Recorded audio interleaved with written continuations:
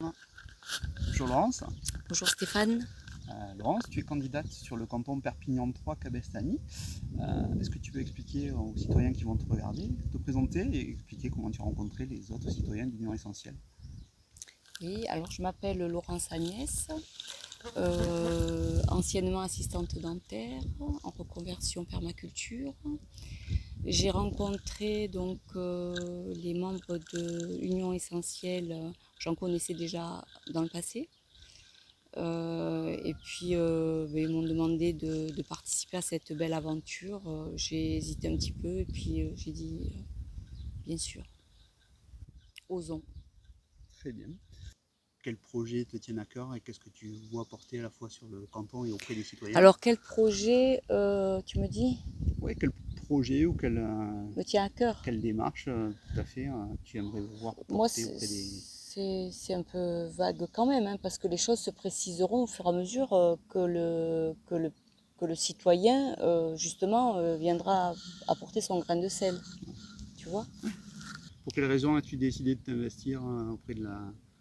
Ben, j'ai décidé de m'investir dans ce mouvement d'union essentielle parce que on me l'a demandé et sur le coup, je me suis dit, mais serais-je à la hauteur? Et puis après, je me suis dit, mais bien sûr, si on veut faire quelque chose, il faut se sentir tous concernés et donc il faut y aller. Et j'avais très à cœur la démocratie directe et redonner la voix aux citoyens parce qu'on a l'impression d'être sous tutelle. Euh, on peut plus, on n'est plus du tout entendu et je trouve que c'est un problème parce que qui mieux que le citoyen peut connaître justement ce qui ne va pas sur son territoire. Donc voilà, j'étais très motivée par rapport au fait de pouvoir aussi récupérer nos libertés parce que je trouve que à force de mesures, quand il y a eu le terrorisme, les mesures par rapport au terrorisme, après ça a été Les états d'urgence. les états d'urgence, après, en fait, à chaque fois qu'il y a eu des mesures de prise, on s'est vu retirer des libertés essentielles et là, avec donc les mesures sanitaires, ça a été la cerise sur le gâteau parce qu'ils plombent carrément l'économie. Ils sont en train de mettre à mal toute l'économie et je ne pense pas que tout le monde puisse se relever.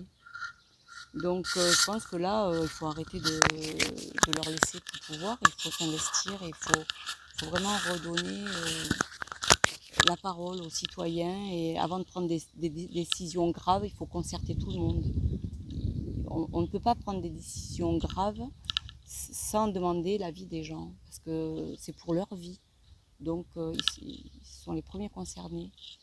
Je n'aime pas cette politique tutorielle où finalement on est un petit peu comme des handicapés, on n'est pas capable de se gérer de moins en moins parce qu'en plus les gens je pense s'habituent à ça et finalement se laissent porter jusqu'au jour où on se retrouve comme en Chine. Et je pense pas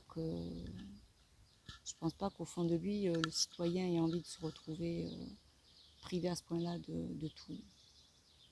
Donc, donc il faut y croire, hein.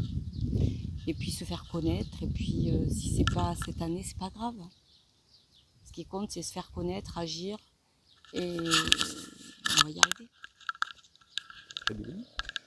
À ce propos, du coup, comment est-ce que tu vois le monde de demain, la politique de demain? Alors moi, je vois plus de pyramide terminée. Je vois quelque chose d'horizontal. Je vois vraiment une démocratie directe avec pour toutes les décisions. À la limite, peut-être justement, oui, en fonction peut-être des régions, des départements, et puis euh, sous forme ou de référendum quand c'est des décisions très importantes, ou sous forme de toute façon demander l'avis du peuple. Et par, à la limite par département, ça peut être facile. On peut mettre des choses en place au niveau de la communication maintenant avec Internet, avec toute la technologie nouvelle. Je pense qu'on peut mettre des choses en place qui seraient simples et Et je pense que chaque citoyen ne verrait que des bénéfices dans sa vie, à reprendre son pouvoir et les décisions qui touchent à sa vie, à ses enfants. Voilà. Merci. Euh, Si tu pouvais peut-être donner un mot de la fin, je te demande effectivement peut-être pour que les citoyens aient l'occasion de pouvoir te soutenir sur cette candidature, quel message final tu voudrais leur livrer euh, pour les Oui. inviter peut-être à passer à l'action et à se mobiliser pour voter, Ben, pour Union Essentielle? aux citoyens, je leur dirais nous sommes sans étiquette, sans parti politique. Nous sommes vous, vous êtes nous, et il est important de se responsabiliser, il est important d'agir maintenant, parce que les choses vont très vite, et il faut y croire. Et soyons solidaires, soyons unis, agissons ensemble, croyez-y, il faut y croire, et pourquoi pas, Très bien. Merci Laurence. avec plaisir.